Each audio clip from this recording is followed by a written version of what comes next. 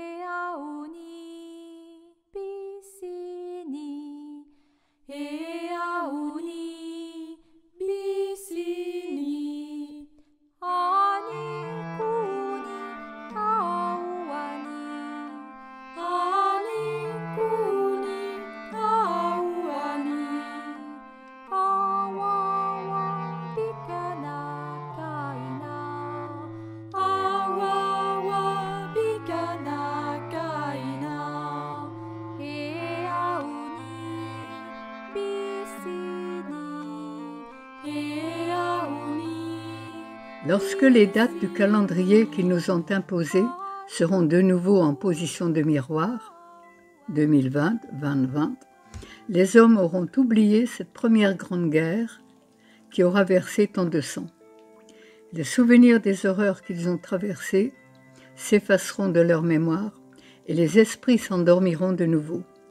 Les cœurs se fermeront les uns aux autres, chacun s'isolant dans son propre univers, coupé du sens de la solidarité.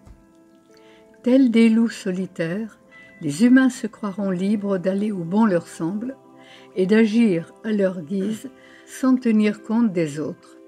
Ils ne réaliseront pas à quel point, sans la protection de sa meute, un loup isolé est d'autant plus vulnérable.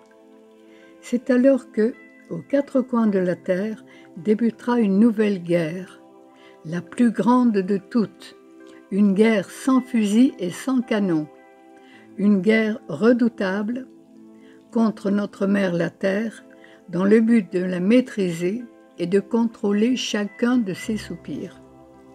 Une guerre viscérale qui exploitera toutes ses richesses et causera l'extinction de nombreuses espèces, tant animales que végétales. Une guerre sournoise qui anéantira le lien même des hommes avec la nature et le grand cycle de vie dont ils font partie. L'esprit endormi des hommes, coupé de sa reliance avec le grand tout, ne verra rien venir lorsqu'il deviendra la prochaine cible de cette soif absolue de contrôle de ses envahisseurs. Ultime conquête, le cerveau humain sera une proie de choix sur leur tableau de chasse. Et ils n'auront besoin d'aucune arme pour asservir les hommes. Il leur suffira simplement, pour les réduire à néant, de leur insuffler la peur. Tel un loup solitaire, traqué par un chasseur sans merci, l'humain isolé de ses semblables ne trouvera aucune aide, aucun soutien, aucun répit, ni aucun terrier pour se réfugier lorsque débutera cette guerre de terreur et d'effroi. Il sera traqué jusque dans sa propre maison, assailli jour et nuit par des images terrifiantes, les mémoires de ses ancêtres oubliés. Il craindra de sortir de chez lui, son cœur coupé de ses lignées et endurci des années de solitude intérieure, en viendra à se méfier de ses voisins, de ses amis et même de sa propre famille. Ce sera le début de la fin pour cette humanité sans âme et sans vision commune.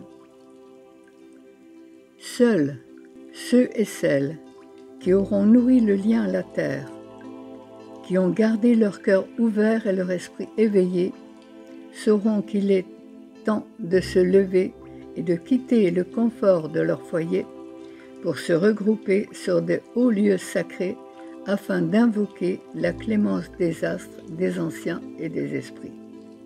Ceux et celles qui prendront le temps de lever leur âme du sang versé par leurs ancêtres et de purifier la terre entachée par tant de massacres auront la possibilité de survivre à cette guerre impitoyable. Ceux et celles qui créeront des havres de paix, des communautés solidaires et unies par le cœur, sauront résister à l'épreuve du feu qui embrasera les cerveaux terrifiés par la peur. Ensemble, ils s'uniront aux quatre coins de la planète, toutes ces âmes rassemblées dans un même esprit d'amour absolu sauront retrouver le chemin qui mène à la paix.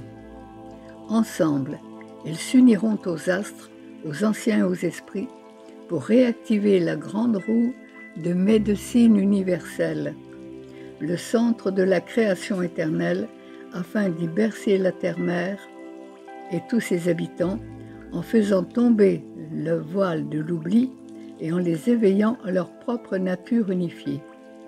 Ce sera le début d'une ère nouvelle où enfin tous les humains seront frères et feront un avec la nature, les animaux et les plantes. Voilà, ça laisse à réfléchir. Moi, lorsque j'ai lu cette prophétie, ça m'a vraiment, comme ça te l'a fait, impressionné. Et on est en plein dedans.